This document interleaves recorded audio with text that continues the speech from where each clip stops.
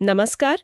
आज हम एक अहम मुद्दे पर बात कर रहे हैं, कोविड-19 टीके और भारत में जो अचानक मौतें हुई हैं उनकी खबरें। क्या इनमें वाकई कोई संबंध है? हाँ, ये सवाल आजकल बहुत चर्चा में है और अच्छी बात यह है कि हमारे पास अब कुछ ठोस जानकारी है, जैसे आईसीएमआर का एक बड़ा अध्ययन है। बिल्कुल।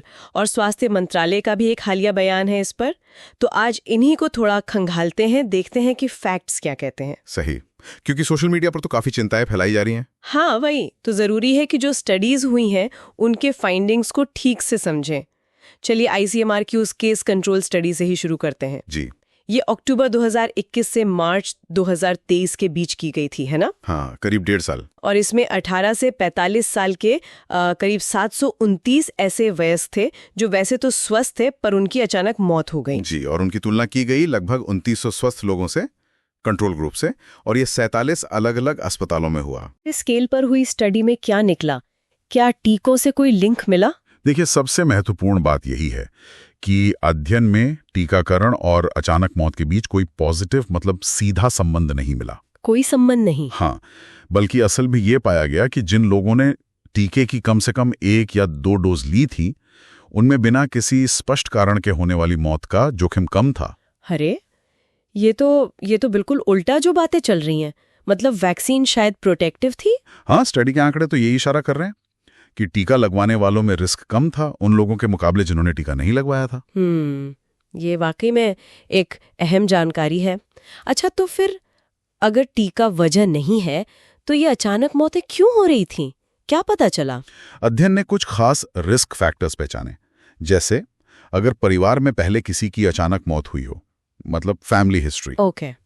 या फिर अगर किसी को कोविड हुआ था और उसे अस्पताल में भर्ती होना पड़ा था, ये एक बड़ा फैक्टर था। अच्छा, हॉस्पिटलाइजेशन वाला। हाँ, और फिर लाइफस्टाइल से जुड़ी चीजें, जैसे स्मोकिंग करना, जी। बहुत ज्यादा शराब पीना जिसे बिंज ड्रिंकिंग कहते हैं, और एक और चीज, बिना तैयारी के अचानक बहुत ज्यादा फिजिकल एक्टिविटी एक्सरसाइज कर लेना पोस्ट कोविड। अच्छा, मतलब ये सब चीजें मौत का खतरा बढ़ा रही थी, वैक्सीन नहीं? बिल्कुल। स्टडी का निष्कर्ष यही था कि ये कारक ज्यादा महत्वपूर्ण थे। पर एक सवाल मन में आता है, जैसे स्मोकिंग या फैमिली हिस्ट्री, ये तो पहले भी रिस्क फैक्टर थे। क्या स्टडी ये बताती है कि कोविड के बाद ये ज्यादा खतरनाक हो गए या बस ये पुराने रिस्क ही दिख रहे हैं? देखिए, ये बहुत अच्छा पॉइंट है।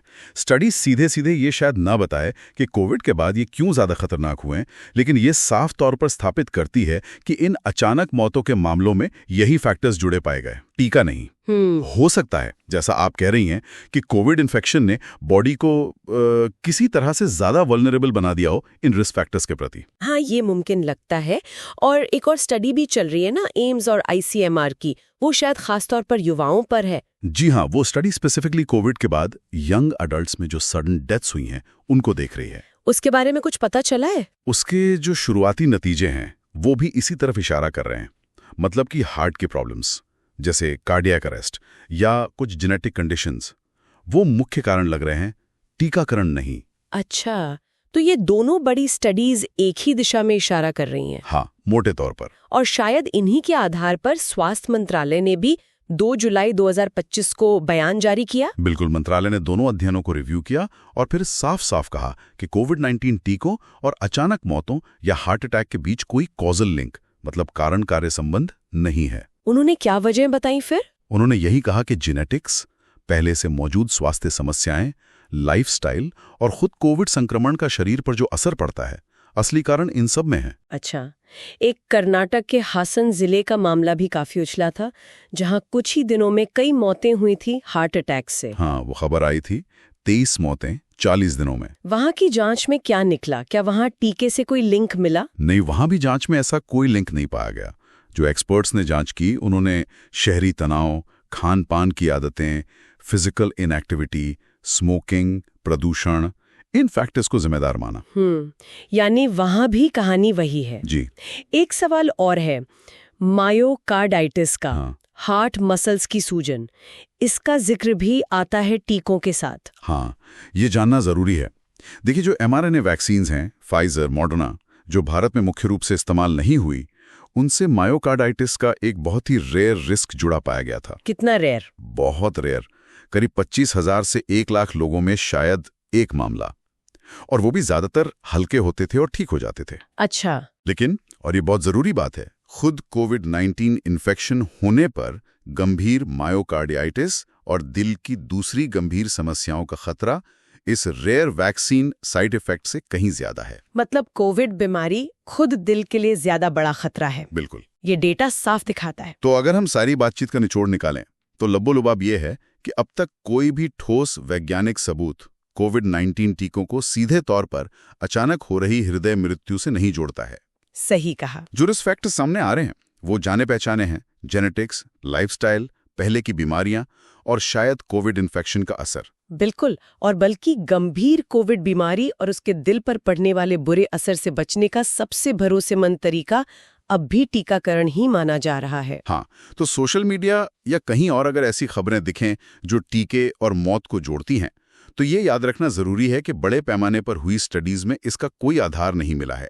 जी, चाहे वो भारत में हुई स्टडीज हो या दुनिया भर में, पैटर्न वही है। और शायद ये भी सोचने की बात है कि महामारी के दौरान जो तनाव बढ़ा, उसने हो सकता है स्मोकिंग या शराब जैसी आदतों को कुछ लोगों में और बढ़ा दिया हो। ये भी एक एंगल हो सकता है। तनाव अपने आप में दिल के लिए अच्छा नहीं है।